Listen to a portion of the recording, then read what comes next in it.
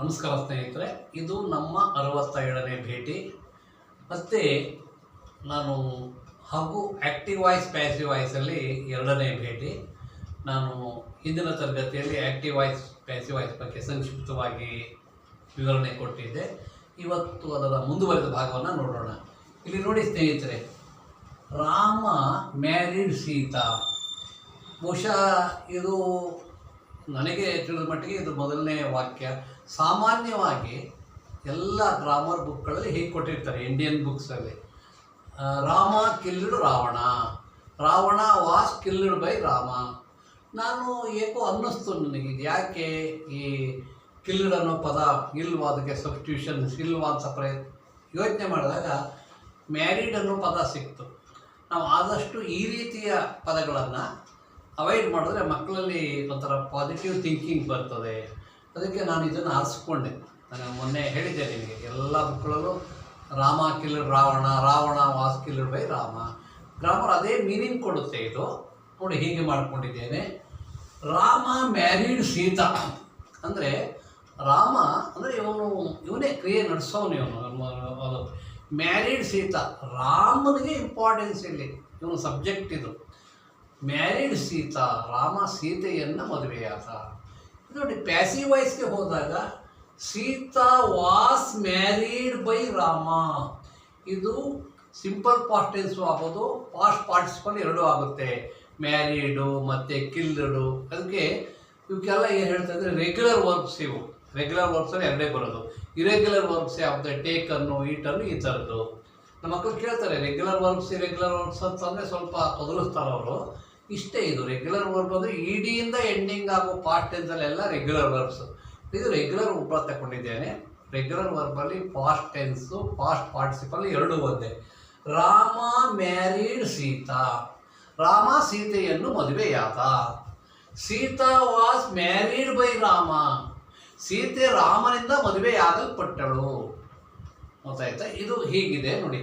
ಆಮೇಲೆ ನೆಕ್ಸ್ಟ್ ನೋಡಿ ಸ್ನೇಹಿತರೆ, ಹೇಳಿದೆ ನಿಮಗೆ, ಇದರಲ್ಲಿ ಪ್ಯಾಸಿವ್ ವಾಯ್ಸಲ್ಲಿ ಸಾಮಾನ್ಯವಾಗಿ ಥರ್ಡ್ ಫಾರಮ್ ಪಾಸ್ಟ್ ಪಾರ್ಟಿಸಿಪಲ್ ಇರ್ತದೆ ವರ್ಬು.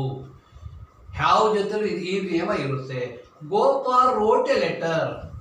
ಗೋಪಾಲ್ ಒಂದು ಕಾಗದ ಬರೆದ, ವಿದ್ಯಾರ್ಥಿ, ಅಥವಾ ಗೋಪಾಲ್ ಅವರು ಒಂದು ಲೆಟ್ರ್ ಬರೆದರು. A letter was written by Gopal. ಎಲ್ಲವನ್ನ ನಾನು ಸಿಂಪಲ್ ಪಾಸ್ಟ್ ಟೆನ್ಸ್ ಆರಿಸ್ಕೊಂಡಿದ್ದೇನೆ. Gopal wrote a letter. Gopal ಅನ್ನುವ ವಿದ್ಯಾರ್ಥಿ ಒಂದು ಪತ್ರವನ್ನು ಬರೆದ, ಕಾಗದವನ್ನು ಬರೆದ. A letter was written by Gopal. ಒಂದು ಪತ್ರ ಗೋಪಾಲನಿಂದ ಬರೆಯಲ್ಪಟ್ಟಿತು. ನೋಡಿ, ಕ್ರಿಯೆಗೆ ಇಂಪಾರ್ಟೆನ್ಸ್ ಕೊಡ್ತಾರೆ, ಆ್ಯಕ್ಷನ್ಗೆ. ಗೊತ್ತಾಯ್ತಲ್ಲ, ಅಲ್ಲಿ ಡೂಯರ್ಗೆ, ಇಲ್ಲಿ ವರ್ಕ್ಗೆ ಇಂಪಾರ್ಟೆನ್ಸ್. ನೆಕ್ಸ್ಟ್ ನೋಡಿ, ಸಂಗೀತ ಸ್ಯಾಂಗ್ ಎ ಸಾಂಗ್. ಮಕ್ಕಳು ಇದನ್ನು ಕಷ್ಟಪಡ್ತಾರೆ ನನಗೆ. ಸಂಗೀತ ಸಿಂಗ್, ಸ್ಯಾಂಗ್, ಸಂಗ್. ಇದನ್ನ ಮಕ್ಕಳು ತುಂಬ ಜನ ತಪ್ಪು ಹೇಳ್ತಾರೆ. ಸಂಗೀತ ಸ್ಯಾಂಗ್ ಎ ಸಾಂಗ್. ಸಂಗೀತ ಒಂದು ಹಾಡನ್ನು ಹಾಡಿದಳು. ನೋಡಿ, a song was sung by Sangeetha. ಎಲ್ಲ ಕಡೆ ಸಿಂಪಲ್ ಪಾಸ್ಟ್ ಟೆನ್ಸಲ್ಲಿ ವಾಸ್ ಬಂದಿದೆ. ನೋಡಿ, ಸಂಗೀತ ಸ್ಯಾಂಗ್ ಎ ಸಾಂಗ್. ಸಂಗೀತ ಒಂದು ಹಾಡನ್ನು ಹಾಡಿದಳು. A song was sung by Sangeetha. ಇದನ್ನ ದಯವಿಟ್ಟು ನೋಡ್ಕೊಳ್ಳಿ. A Sangeetha sang a song. Sangeetha ಒಂದು ಹಾಡನ್ನು ಹಾಡಿದಳು. A song was sung by Sangeetha. ಒಂದು ಹಾಡು ಸಂಗೀತದಿಂದ ಹಾಡಲ್ಪಟ್ಟಿತು. ಸಂಗೀತ ನಮಗಲ್ಲ, ಹಾಡಲ್ಪಟ್ಟಿದ ಕ್ರಿಯೆ ಬಹಳ ಮುಖ್ಯ ಇಲ್ಲಿ. ಇದೇ ಪ್ಯಾಸಿವ್ ವಾಯ್ಸು. ಇದನ್ನು ಆ್ಯಕ್ಟಿವ್ ವಾಯ್ಸ್ ಕೊಟ್ಬಿಟ್ಟು ಪ್ಯಾಸಿವ್ ವಾಯ್ಸಿಂದ ಬರೀ ಅಂತ ಹೇಳೋದು, ಪ್ಯಾಸಿವ್ ವಾಯ್ಸ್ ಕೊಟ್ಟು ಆ್ಯಕ್ಟಿವ್ ವಾಯ್ಸ್ ಅಂತ ಬರಿಬೋದು. ನಮ್ಮ ಇಂಜಿನಿಯರಿಂಗ್ ಸ್ಟೂಡೆಂಟ್ಸ್ಗೆ ಅವರಿಗೆ ಬರವಣಿಗೆ ಇಲ್ಲ, ಅವರಿಗೆ ಆ್ಯಕ್ಟಿವ್ ವಾಯ್ಸ್ ಇದ್ದರೆ ಪ್ಯಾಸಿವ್ ವಾಯ್ಸ್ ತಿಳಿಸಿ ಅಂತಾರೆ. ಅದನ್ನು ಯಾವುದೋ ಸೆಂಟೆನ್ಸ್ ಕೊಟ್ಬಿಟ್ಟು ಈಗ ನೋಡಿ, which is the passive form, which is the active form ಅಂತ ಕೇಳ್ತಾರೆ. ಇದು ನನಗೆ ಗೊತ್ತಿರೋ ಬಹಳ ಸುಲಭ. ಇದು ಸಾಮಾನ್ಯವಾಗಿ ಈ ಥರದರ ನಾವು ಪ್ಯಾಸಿವ್ ವಾಯ್ಸಲ್ಲಿ ಹೇಳಿದ್ರೆ, ನಾನು ಮೊದಲನೇ ದಿನದ ಹೇಳಿದ್ದೇನೆ, ಈ mango was eaten by me ಅಂದರೆ ಅಮ್ಮ ಮತ್ತು ಫ್ರೆಂಡ್ಸು ಬೇಜಾರು ಮಾಡಿಕೊಡ್ತಾರೆ ಅಂತ ಪರೀಕ್ಷಾ ದೃಷ್ಟಿಯಿಂದ ಇರಬೇಕು. ನೆಕ್ಸ್ಟು ನೋಡೋಣ, ಮುಂದಿನ ತರಗತಿಯಲ್ಲಿ ನಾವು ಪ್ಯಾಸಿವ್ ವಾಯ್ಸನ್ನು ಮಾತಲ್ಲಿ ಬಳಸ್ತೇವೆ, ಆ್ಯಕ್ಟಿವ್ ವಾಯ್ಸನ್ನು ಬಳಸೋಣ. ಸಾಮಾನ್ಯ ಈ ಥರದನ್ನು ನಾವು ಕಮ್ಯುನಿಕೇಷನ್ನಲ್ಲಿ ನಾವು ಆ್ಯಕ್ಟಿವ್ ವಾಯ್ಸನ್ನು ಯೂಸ್ ಮಾಡ್ತೇವೆ, ಪ್ಯಾಸಿವ್ ವಾಯ್ಸನ್ನು ಯೂಸ್ ಮಾಡಲ್ಲ. ಈಗ ನೋಡೋಣ. ರಾಮ ಮ್ಯಾರಿಡ್ ಸೀತಾ ಹೇಗಂತೀವಿ ವಿನ Sita was married by Rama ಅಂತ ಅನ್ನಲ್ಲ ಯಾರೂ. ನಾವು ಕತೆ ಹೇಳೋರು ಅಷ್ಟೇ, ಓದೋರು ಅಷ್ಟೇ. Gopal wrote a letter was written by Gopal ಅಂತ ಯಾರು ಹೇಳಲ್ಲ. ಗೋಪಾಲ್ ಒಂದು ಲೆಟರ್ ಬರ್ದ ಅಂತ ಹೇಳ್ತಾರೆ. ಒಂದು ಲೆಟರು ಗೋಪಾಲಿಂದ, ಒಂದು ಪತ್ರ ಗೋಪಾಲನಿಂದ ಬರೆಯಲ್ಪಟ್ಟಿತ್ತು ಅಂತ ಯಾರು ಕಮ್ಯುನಿಕೇಶನ್ ಹೇಳಲ್ಲ. ಸಂಗೀತ ಸ್ಯಾಂಗ್ ಎ ಸಾಂಗ್, ಸಂಗೀತ ಒಂದು ಹಾಡು ಹೇಳಿದ್ಲು ಅಂತ ಹೇಳ್ತಾರೆ ವಿನ a song was sung by Sangeetha, ಒಂದು ಹಾಡು ಸಂಗೀತಗಳಿಂದ ಹಾಡಲ್ಪಟ್ಟಿತು ಅಂತ ಯಾರು ಹೇಳೋಕ್ಕೆ ಹೋಗಲ್ಲ. ಕಮ್ಯುನಿಕೇಷನ್, ನಮಗೆ ಕಮ್ಯುನಿಕೇಷನ್ ಬಹಳ ಮುಖ್ಯ. ಆದರೆ ಇದು ಗೊತ್ತಿದ್ದರೆ ಒಳ್ಳೆಯದು.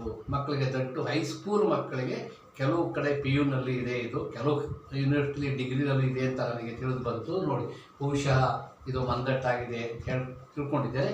ಮತ್ತೊಮ್ಮೆ ಹೇಳಿಬಿಟ್ಟಿದ್ದೇನೆ. ರಾಮ ಮ್ಯಾರಿಡ್ ಸೀತಾ, ರಾಮ ಸೀತೆಯನ್ನು ಮದುವೆಯಾದ. Sita was married by Rama, ಸೀತೆಯು ರಾಮನಿಂದ ಮದುವೆಯಾಗಲ್ಪಟ್ಟಳು. Gopal wrote a letter, Gopal ಒಂದು ಕಾಗದವನ್ನು ಬರೆದ, ಒಂದು ಪತ್ರವನ್ನು ಬರೆದ, ಒಂದು ಲೆಟರನ್ನು ಬರೆದ. A letter was written by Gopal, ಒಂದು ಕಾಗದ, ಒಂದು ಲೆಟರ್, ಒಂದು ಪತ್ರ ಗೋಪಾಲನಿಂದ ಬರೆಯಲ್ಪಟ್ಟಿತು. ಸಂಗೀತ ಸ್ಯಾಂಗ್ ಎ ಸಾಂಗ್, ಸಂಗೀತ ಒಂದು ಹಾಡನ್ನು ಹಾಡಿದಳು. A song was sung by Sangeetha, ಒಂದು ಹಾಡು ಸಂಗೀತದಿಂದ ಹಾಡಲ್ಪಟ್ಟಿತು. ಬಹುಶಃ ನಾನು ಹೇಳಿದ್ರು ತಮಗೆ ಅರ್ಥ ಆಗಿದೆ ಅಂದ್ಕೊಂಡಿದ್ದೇನೆ. ಮಕ್ಕಳು ತಮ್ಮ ಮನೆಯಲ್ಲಿ ಚಿಕ್ಕ ಮಕ್ಕಳಿದ್ದರೆ ಬಹುಶಃ ಸ್ಕೂಲ್ ಗೋಯಿಂಗ್ ಚಿಲ್ಡ್ರನ್ ಇದ್ದರೆ ಅವ್ರಿಗೆ ಹೆಲ್ಪ್ ಆಗ್ತದೆ. ಬಹುಶಃ ಇದು ಬಳಸ್ಕೊಂಡ್ರೆ ನನಗೆ ತುಂಬ ಖುಷಿಯಾಗ್ತದೆ. ಮುಂದಿನ ತರಗತಿಯಲ್ಲಿ ಭೇಟಿಯಾಗೋಣ. ನಮಸ್ಕಾರ.